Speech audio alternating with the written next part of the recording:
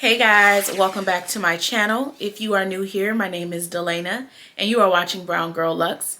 If you have not already, please consider subscribing to my channel. Also, turn on that notification bell so you do not miss any of my uploads.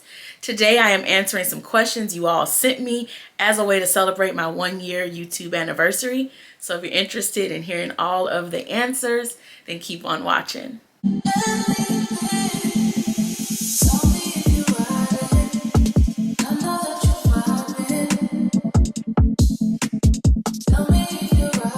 Y'all, I have been doing YouTube for a freaking year. Like, that's a major accomplishment, a year of doing YouTube consistently. I'm super duper excited today because you all sent me so many wonderful questions and I want to answer them all. I just still can't believe it sometimes that I started my YouTube channel a year ago today. I guess because I was so nervous. I have told you all before, and if you're new here, this may be your first time hearing it, but I have watched YouTube for over now 7 years, right? I have been watching YouTube for so long and I really wanted to do YouTube, but I was always just so nervous. I was always insecure about certain things. And last year I just kind of said, screw all of that. You're 33 years old. If you want to do YouTube, now is the time to start. And I started last year. Your girl has been super consistent. We've grown to over 2,000 subscribers in less than a year's time. And I'm just really grateful. I'm very, very thankful for all of you all for supporting me, because without y'all, you know, I will be recording for nothing because nobody will be watching. So I do appreciate all of your love, all of your support. It really does mean the world to me. So I have questions from YouTube and then I have questions from Instagram. I'm going to start with the YouTube questions just because there's not that many of those. There's probably like, I don't know, 8 or 9 questions. So I'm going to start with those questions and then work our way to Instagram. So I'm just going to start from the top and work my way down. If you see me looking over here, it's because I have my laptop pulled up so I can see the questions. So the first question is, what are your goals for year 2 of your YouTube channel? Congratulations again, girl. You're such an inspiration to me. So, goals for this year.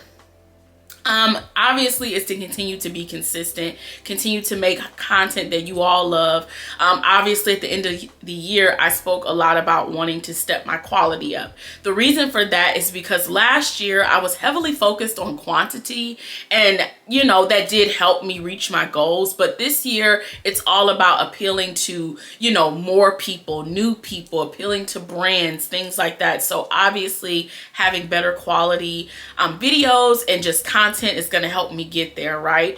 Also, now I'm just learning more because I've been doing YouTube for a year. Some things I know works and some things I know doesn't work, right? So that is just like a big deal to me, is making sure that I'm giving content that you all want to see. Obviously I have some subscriber goals in mind. I'm not going to say what my end goal will be for the year, but I would like to, before the end of Q1, hit 5,000 subscribers. So that means I would essentially be doubling my subscribers in now what, probably about 70 days left, 75 days, somewhere around there. I don't think that's going to be super hard. What I have learned about YouTube is that once you have started to grow and started to post and just have a channel that's having good traction, you're going to keep having good traction as long as you keep producing good content. So obviously it took me, you know, 6 months to get to my first 1,000 subscribers, but the next, 1,000 didn't take me 6 months, right? So in my mind, if I keep producing good content, getting to that 3,000, 4,000, 5,000 won't be as hard as it was when I first started out. So that is definitely a big goal for me. Hit 5K subscribers by end of Q1. Obviously keep making really, really good content. Working with brands obviously is a big deal to me. You know, with that, it's not necessarily about the subscriber count. It's about the engagement on your channel. So obviously me keeping good engagement is going to attract brands. And obviously if I'm starting to reach out and, you know, tag brands and things like that, then pretty much, you know, they will start to reach out and work with me in the future, you know. And again, who knows what's going to happen with that, but that's just something that obviously I want to do, is to work with more brands this year. So the next question says, how did you get into purchasing luxury items? So It's so funny because I have to blame this on a childhood friend. We're still friends today. It's my homegirl Darnay. We became friends in the 6th grade when I started going to the same school that she had been going to for a very long time. It was a Catholic school, and it was pretty much a grade school and middle school. I started going there middle school. So she has been very like luxurious all her life, and you know, being around her, I started to want things and, you know, want designer items because, you know, obviously somebody that you're close friends with, best friends with, eventually you're gonna start liking some of the things they like because you all are spending so much time together. So after just kind of spending all this time together, I'm like, okay, I want something designer. So the first designer item I ever got that I know of, obviously if I got anything while I was a baby, who knows, but the first designer item was in, I believe it was 7th grade. Maybe 7th grade or 8th grade. I can't remember, but I was in middle school. I wanted a pair of Prada loafers. I will try to find a picture and populate it for you all, but I really wanted a pair of these loafers. And again, it was Darnay's fault because we kept talking about these. I think she had a pair maybe, or was trying to get a pair too. Who knows? But that was my first luxury item. I remember it being my birthday, and I told my mom I wanted these, and my mom is like, okay, so you know, if you get these, that's all you're getting, you know, obviously from her. Obviously I had my dad and my grandparents and all of that, but my mom was like, this is all you're getting from me. So I'm like, yeah, I want these. At the time, I think they were like $300 or $400, so they weren't too bad back then. Obviously those same loafers now are probably $800-900, somewhere in that price range.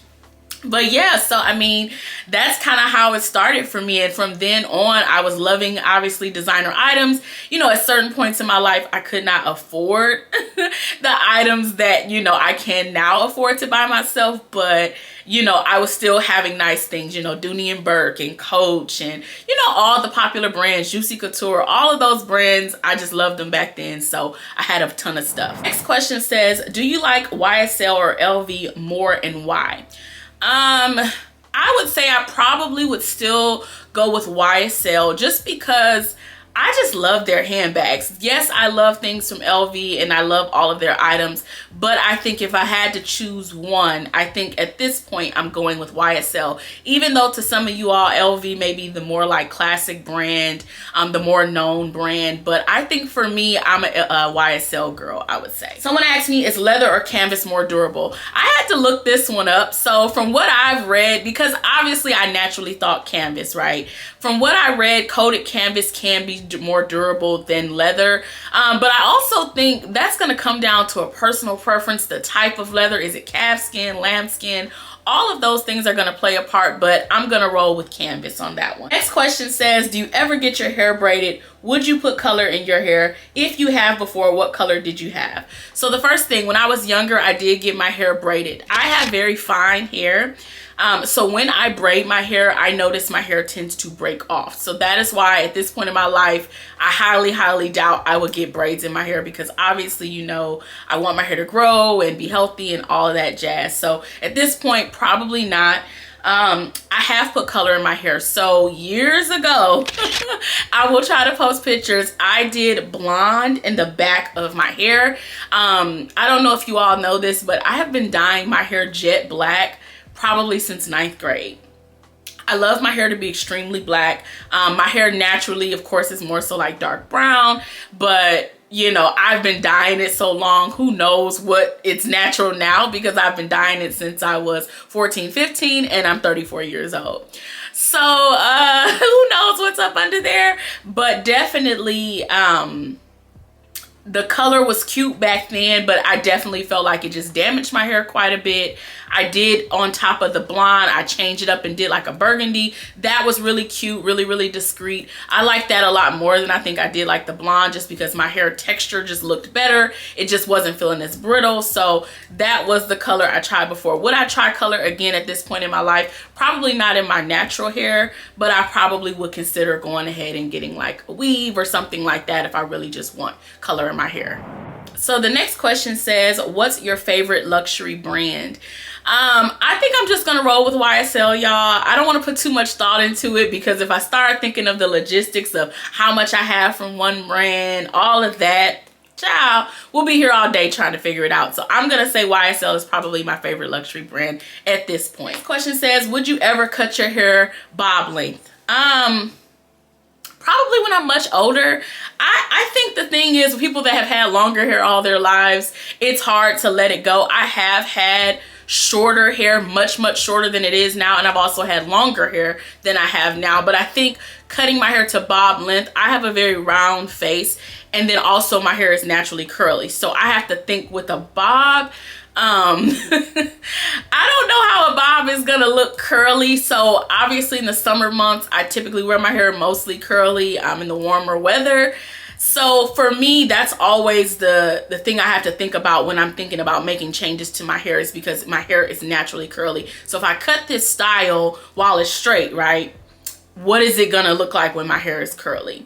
I need the convenience of being able to put my hair in a ponytail, and just long hair offers me a little bit more convenience, I would say. I obviously do my hair a lot. I go to the hairdresser a few times a year, but for the most part, I do my own hair. So I need something, I would say, that's more low maintenance, because I would never agree to going to the hair salon every 2 weeks, every month, just because that's never ever really been my life outside of high school, when I didn't know how to do my hair as well. But now that I know how to do my hair, it's kind of just like, I don't know if I'm gonna, you know, be doing all that and then finally, you know, get this style, and now I don't know what to do with it at this point because I'm not used to that. So yeah, I think that would be something I would consider much later in life, probably like 50s, because obviously you go through menopause and stuff like that. So I may get tired of long hair because it may just make me hot and all that other stuff. So yeah, we'll see. But at the moment, no. But definitely down the road, I could consider it. Or even just like a mid-length cut, something just shorter. I can see that. So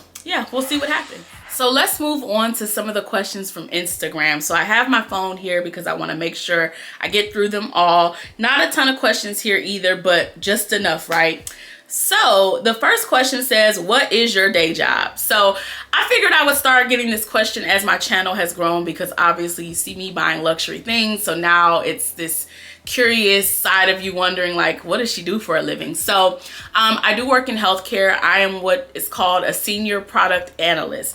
I have been in this role now for 7 months. So previously I was a business process analyst on a team that worked with providers to help them pretty much electronically resolve their overpayments. My current role now deals with a lot of working with different teams, a lot of tech stuff, right? So pretty much I work with a team of what's called strategic product managers. I'm the only person on my team with my title, and they basically have to, you know, bring out new products, figure out what's good that we have already that needs to maybe be made better. Maybe there's some product enhancements needed. Maybe it's time to just retire that old system. So I support them quite a bit. I do a lot of research for them. I do a lot of like reporting. I do a lot of presentations. Definitely different than my previous role. My previous role, I was slammed with a lot of emails and just getting a lot of questions from providers day in, day out. And also I worked with our field team, so they were, you know, needing my assistance on a lot of stuff. So currently I really don't get a ton of emails anymore, which is definitely a blessing, because when I come back from taking a day or two off, I don't feel as overwhelmed. But my current role is definitely more project based. Now, I just received information last week that things are going to be changing up a little bit. So we'll see what all my role entails for the future. But at the current moment, I'm a senior product analyst. I've been at the company I work for going on 7 years this year. So that's what I do. The next question says, when did your love for makeup, beauty, luxury begin?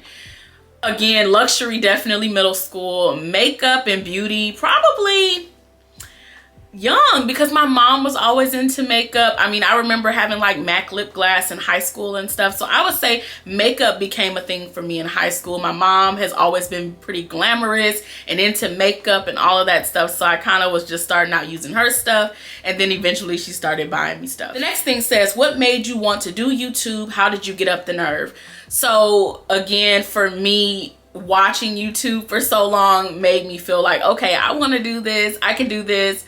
But then again, I had insecurities and things that just stopped me from doing it. Working up the nerve is just getting to a point where I was just like, you know what? Am I going to let this pass me by, or am I going to really take this seriously? I know it's something I want to do, but I'm letting other things stop me. So I eventually said, you know what? I'm not going to let anything stop me. I'm motivated because I have several friends that are entrepreneurs. One of my girlfriends, as you all know, opened a restaurant last year. My sister has several things with her business. So I'm very motivated behind those women. And that's why, you know, it just came to me like, you know what are you doing for your dreams? Obviously, I have a great 9-to-5 and that's great, but that's not necessarily my dream. So it was just time for me to start working on something that I was passionate about. So yeah, so that is how I worked up the nerve. Last question. Oh, so this person asked multiple questions. Okay, let me start with her first question. Her first question says, what made you start a YouTube channel? Girl, I've been wanting to do YouTube forever, so that's why I finally started. The next one said, how did you build your channel without broadcasting it on social media? So unfortunately, there's not a ton of ways to build a channel without promoting it. So I was doing a lot of promoting, right? I was definitely posting a ton on my Instagram, on my Facebook, and, you know, going into different like groups on Facebook talking about my channel. I was doing a ton of stuff. I have pulled back from that mainly because I'm at a space where I want people that genuinely want to watch me.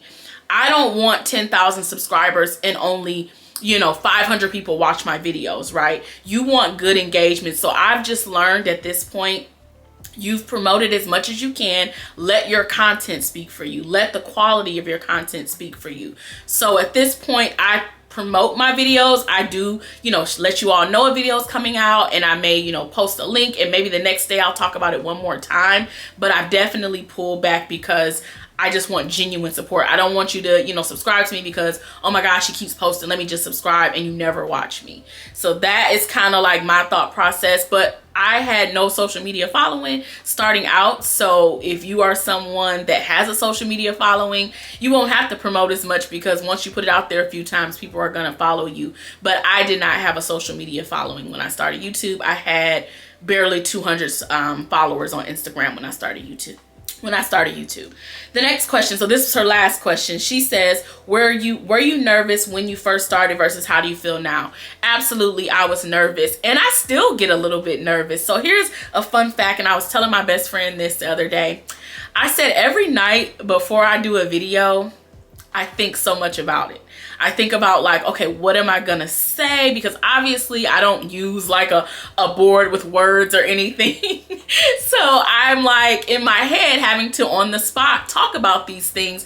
Obviously I will have a general idea because I choose the topics before I start filming. But for the most part, I'm having to think of the things I wanna say as I'm filming. And sometimes, you know, I screw up and I have to do a couple extra recording, a couple extra takes, things like that. But for the most part, that's something I still feel. Not a nervousness, but just okay, I want to be prepared. I want to sound, you know, educated about what I'm talking about. So definitely still some nervousness going on. And it was worse in the beginning because obviously I hadn't did it before. So now, you know, over 180 something videos in, it's easier and I know kind of like what I'm doing. But when I first started, my energy was definitely like, okay, what am I gonna say? I could tell like my, you know, looking into the camera, how I was looking into the camera was kind of like, does she not know what she's gonna say next? It was just weird. But again, after you practice, so if you're trying to start YouTube,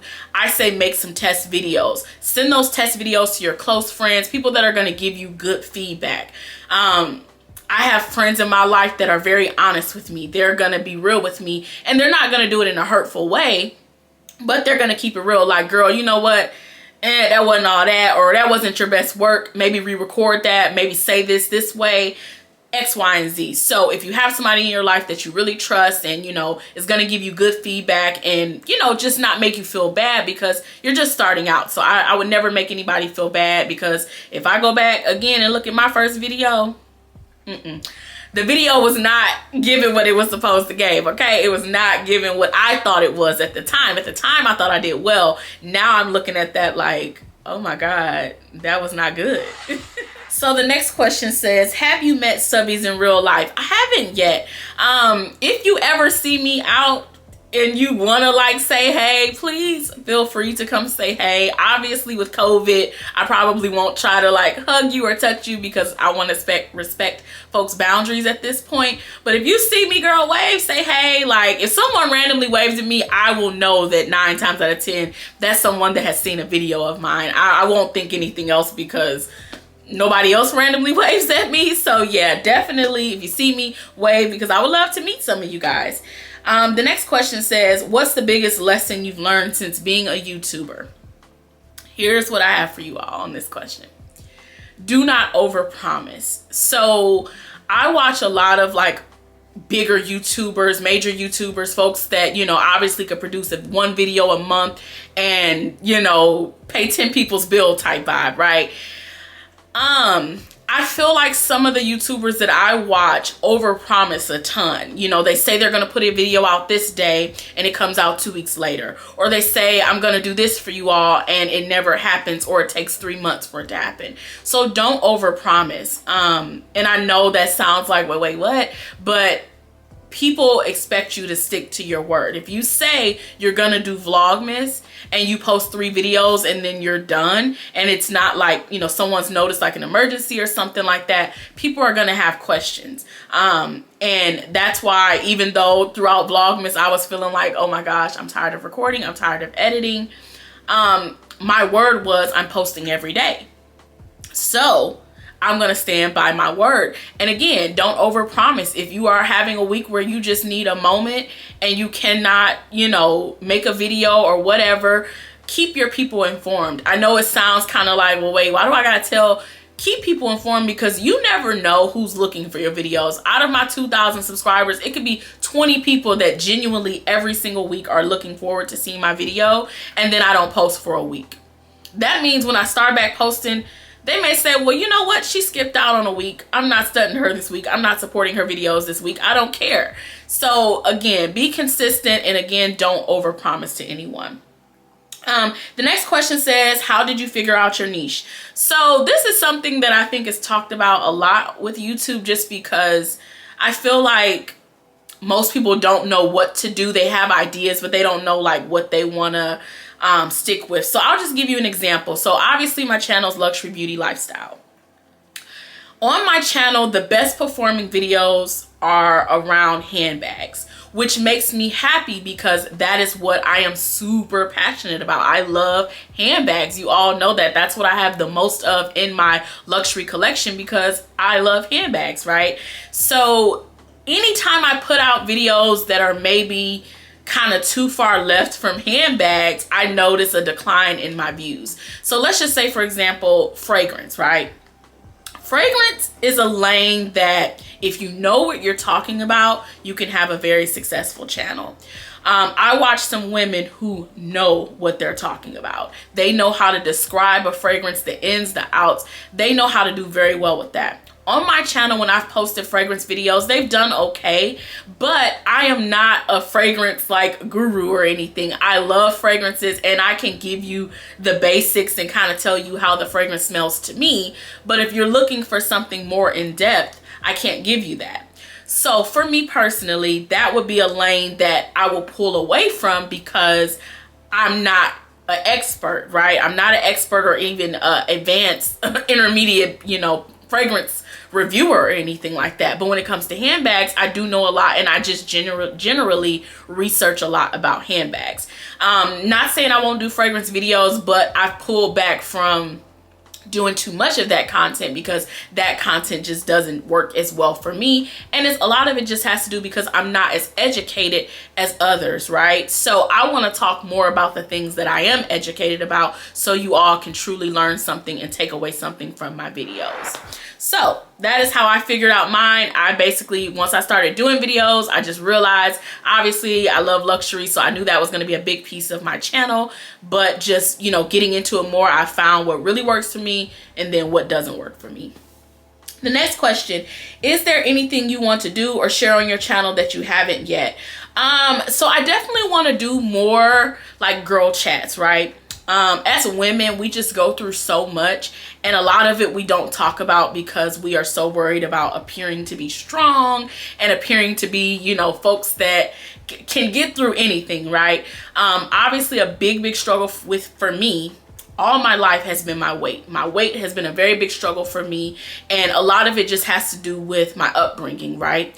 I was starting off not in the best like situation with my eating, so now I struggle as an adult to cut back on the things that I know that are not good for me, because growing up, those are the things I ate, right? So girl chats are definitely something I just want to do more, because I feel like I have plenty of stories, dating stories, things like that. I have a lot of stuff that I know other women can relate to.